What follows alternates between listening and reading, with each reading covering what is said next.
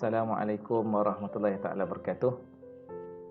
Bertemu kembali bersama saya Ustaz Said, guru pendidikan Islam, yang mana hari ini saya akan berkongsi mata pelajaran pendidikan Islam tahun 5 bidang akidah. Okey, baiklah. Tajuk yang kita akan bincangkan pada hari ini adalah nama Allah Al-Malik. Okey, pertama sekali kita lihat bahawa ciptaan Allah Subhanahu Wa Taala itu penuh dengan kehebatan, penuh dengan kecantikan, penuh dengan kesempurnaan. Jadi kita lihat bahawa kat sini cakrawala meliputi seluruh bintang dan planet-planet di langit, termasuk bulan dan matahari. Planet bumi berputar dan beredar mengelilingi matahari, manakala bulan pula bergerak mengelilingi bumi. Jadi itu menunjukkan bahawa Allah Subhanahu Wa Taala mempunyai kehebatan, mempunyai kekuatan yang luar biasa yang tidak ada pada manusia dan tidak ada langsung pada makhluk-makhluknya. Jadi subhanallah, maha suci Allah, hebat sungguh Allah Subhanahu Wa Taala.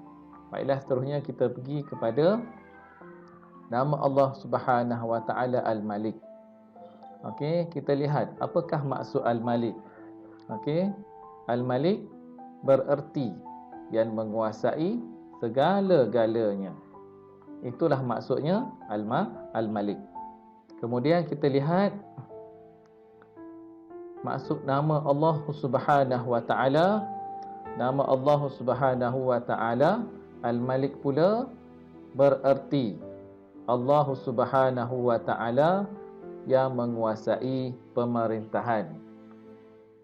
Allah juga adalah pentadbir dan Allah juga adalah pemilik mutlak segala yang ada di bumi maupun di langit, maupun yang berada di mana-mana tempat sahaja selain daripada bumi dan langit. Okey, seterusnya kita lihat dalil nakli. Okey, dalil nakli nama Allah Al-Malik. Dalil nakli ni adalah dalil daripada Al-Quran. Okey, kita lihat lahu mulkus samawati wal ard yuhyi wa yumit wa huwa ala kulli syai'in qadir. Ini adalah daripada surah Al-Hadid ayat 2. Okay, kita lihat apakah terjemahannya. Maksudnya, dialah yang memiliki kuasa pemerintahan langit dan bumi. Allah juga yang menghidupkan dan mematikan, dan Allah jugalah yang maha berkuasa atas setiap sesuatu. Ya, surah Al-Hadid ayat 2. Okey, seterusnya kita lihat bukti. Okey, kita lihat bukti. Biasanya setiap kita mesti nak tahu apakah bukti nama Allah Subhanahu Wa Taala Al-Malik.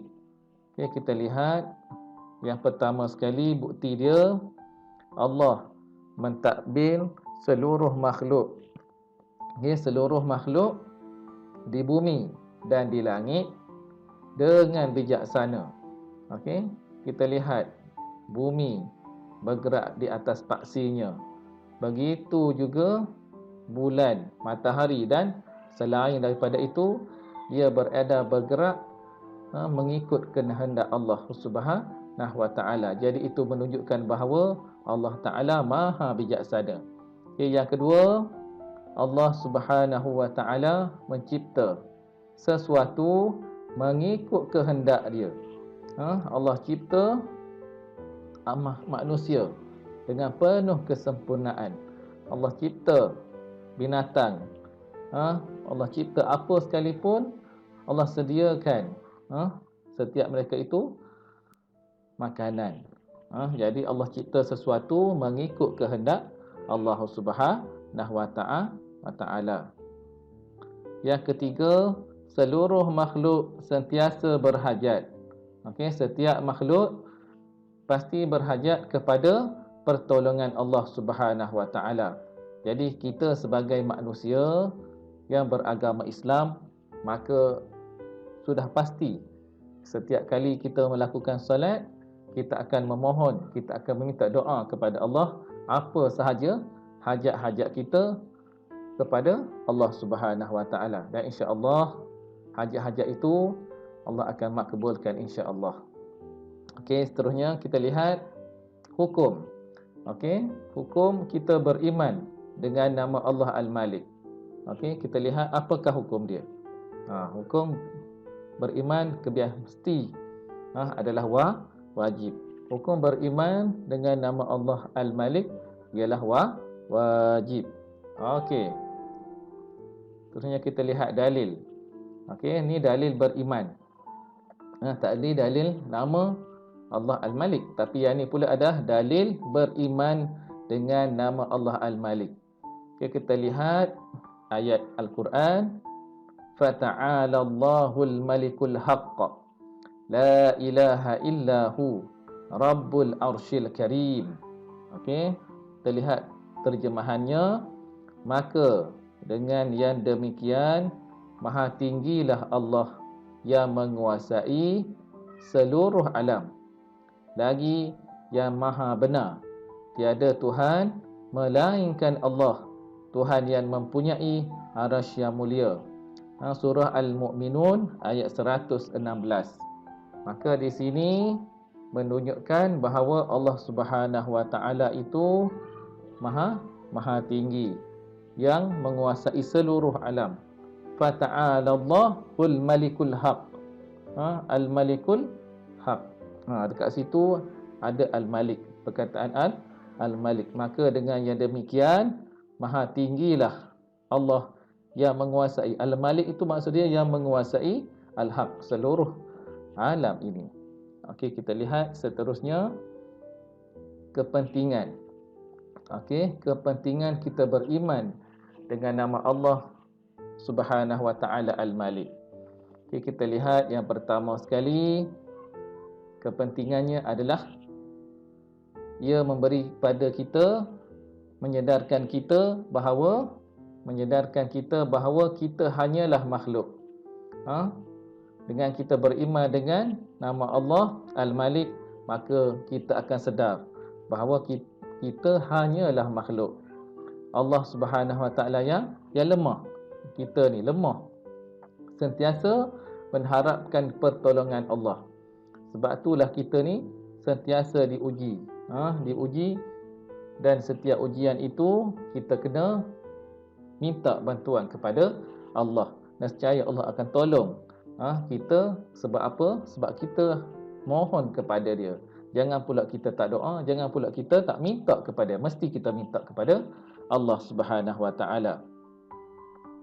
Jadi kalau kita kena kata bahawa saya akan tekun beribadah dan berdoa, saya akan tekun beribadah dan berdoa sebagai tanda kita beriman dengan nama Allah Al-Malik.